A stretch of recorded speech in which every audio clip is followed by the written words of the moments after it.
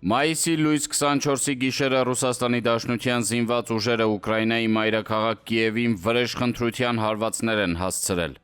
Ինչպես հայտնել է ՌԴ պաշտպանության նախարարությունը, կիրառվել են օրեշնիկ, Իսկանդեր և կինժալ հրթիռներ, հարվածները հասցվել են ծովից, օդից և ցամաքից, բոլոր թիրախները խոցվել են։ Ավելի վաղ Ուկրաինայի նախագահ Զելենսկին վկայակոչելով հետախուզության տվյալներ այդ հարվածները անոնսավորել է, ինչը վկայում է, որ Կիևը թե սեփական հնարավորությունների, թե գործընկեր պետությունների աջակցությամբ տիրապետում է Ռուսաստանի ռազմական գաղտնիքներին։ Կիևին հասցված հարվածներին անդրադառնալով Գերմանիայի կանցլեր Մերցը սոցիալական X հարթակում վճռականորեն դատապարտել է ռուսական բանակի կողմից օրեշնիկ հրթիռների կիրառումը և այդ հարձակումն անվանել անբանական էսկալացիա։ Նույն տեղում Ֆրանսիայի նախագահ Էմանուել Մակրոնը օրեշնիկի կիրառումը գնահատել է որպես հետագա էսկալացիայի և ագրեսիվ պատերազմում փակուղու վկայություն և ընդգծել է, որ դրանից հետո Ուկրաինային աջակցելու, արդարացի և ամուր խաղաղության, Եվրոպայի անվտանգությունն ամրապնդելու ջանքերը միայն ուժեղանում են։ Այդ անիմաստ ագրեսիվ պատերազմը անհրաժեշտ է կանգնեցնել, մենք պետք է շարունակենք ճնշում գործադրել Ռուսաստանի ռազմական մեքենայի վրա և մեծացնել Ուկրաինային մեր օգնությունը, գրել է Ֆինլանդիայի նախագահ Ստրուբը։ Եվրահանձնաժողովի նախագահ Ուրսուլա ֆոն դեր Լայենի գնահատմամբ խաղաղ բնակչության դեմ ահաբեկչությունը, որ այլևս ուժ չէ, այլ հուսահատություն։ Նա ամփոփել է, որ օրեշնիկի կիրառումը վախ ներշնչելու մարտավարություն և միջուկային պատերազմի սահմանագծին խելահեղ խաղ է։ Ուկրաինայի դեմ պատերազմում Ռուսաստանը էսկալացիայի է գնում մի իրավիճակում, երբ Միացյալ Նահանգները փաստացի դադարեցրել է հակամարտության կարգավորման միջնորդությունը։ Դատելով արձագանքներից Մոսկվայում դժգոհ են, որ Թրամփը կարող էր Զելենսկուն համոզել, բայց բավարար ճնշում չի գործադրել։ ԱՄՆ պետքարտուղար Մարկո Ռուբիոյի ձևակերպումներից մինչդեռ տպավորություն է, թե Վաշինգտոնը միջնորդությունը դադարեցրել կամ առկախել է, քանի որ Պուտինը չի համաձայնել Խերսոնի և Զապորոժիեի մարզերում շփման գծով կրակի դադարեցմանը, միաժամանակ պահանջելով, որ ԱՄՆ-ն դե յուրե ճանաչի օկուպացված ուկրաինական բոլոր տարածքների ռուսաստանապատկանությունը։ Ռուսաստանն այդպիսով գոնե ժամանակավորապես կորցնում է Դոնալդ Թրամփի քաղաքական աջակցությունը, որքանով իրական կլինի Ուկրաինային աջակցելու եվրոպական երկրների Եվրահանձնաժողովի պատրաստակամությունը, այդքանով էլ Ռուսաստանը չի հասնի առաջադրված բոլոր նպատակների նվաճմանը։ Մերցի, Մակրոնի, Ստրուբի և Լայենի հայտարարությունները վկայում են, որ Ուկրաինայում ռուս-եվրոպական պատերազմ է։ Թե Ռուսաստանին որքանով կհաջողվի Ուկրաինայի դեմ պատերազմում ռազմական դաշնակիցներ հավաքագրել, կանխատեսելի չէ։ Միակ երկիրը, որ նրան բացահայտ աջակցություն է ցուցաբերել, Հյուսիսային Կորեան է։ Ռուսաստանի ռազմական երկրորդ գործընկեր Իրանը չափազանց բարդ շրջան է ապրում։ Ռուսաստանին որոշակիորեն օգնում է նաև Չինաստանը, բայց դա հազիվ թե կանխորոշի ուկրաինական պատերազմի ելքը։ Բայց շատ ավելի կարևոր է, որ Լավրովը Ռուսաստանի ազդեցությունը և որպես գործընկեր երկրի գրավչությունը պայմանավորել է Ուկրաինայի դեմ ռազմական հաղթանակով։ Այդ խոստովանությունը վկայում է, որ Ռուսաստանը, ինչպես հայտնի խորհրդային ֆիլմի հերոսն է ասում, հետդարձի ճանապարհ չունի, Պուտինին չի բավարարում նույնիսկ պատվավոր ոչ ոքին։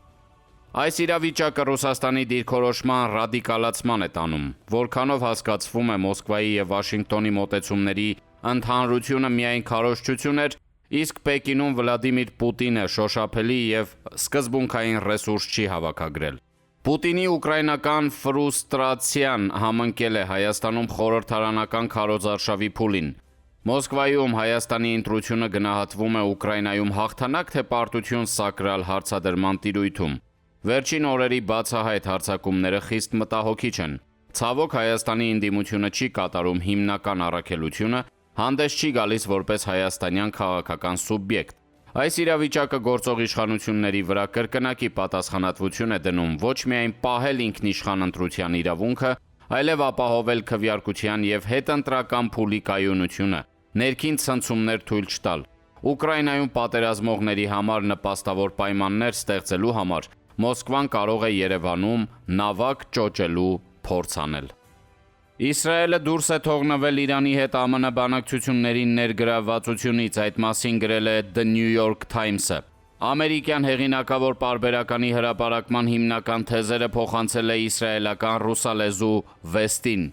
Ամերիկյան պարբերականին հայտնի է դարձել, որ Միացյալ Նահանգների նախագահ Դոնալդ Թրամփը դժգոհ է Իսրայելի վարչապետից, որ պատերազմի մեկնարկին հավաստիացրել է, թե մի քանի թիրախային հարվածներից հետո Իրանի կրոնապետական վարչախումբը կփլուզվի։ Եդիոտ Ահրոնոտի քաղաքական մեկնաբան Ռոնեն Բորմանի տեղեկություններով իսրայելական կողմը ստիպված է եղել գործի դնել Թեհրանում իր աղբյուրները։ Ստացված տեղեկությունների մանրակրկիտ վերլուծությամբ Երուսաղեմում եզրակացության են եկել, որ Իրանի հետ բանակցություններում նրա հեռահար հրթիռային ծրագրի սառեցումն այլևս չի քննարկվում։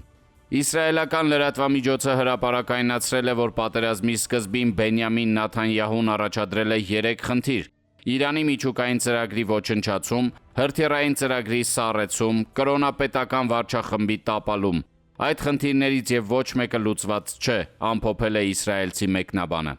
The New York Times-ի հեղինակի գնահատմամբ Իրանը բանակցություններում հանդես է եկել որպես հաղթող կողմ։ Նրան հայտնի է դարձել, որ վերջին օրերին ԱՄՆ-ն եւ Իրանը շրջանակային համաձայնագրի մի քանի սևագրություն են փոխանակել, բայց որևէ առաջընթացի չեն հասել։ Մայիսի 22-ին Թեհրան է ժամանել Պակիստանի բանակի հրամանատար Ասիմ Մունիրը։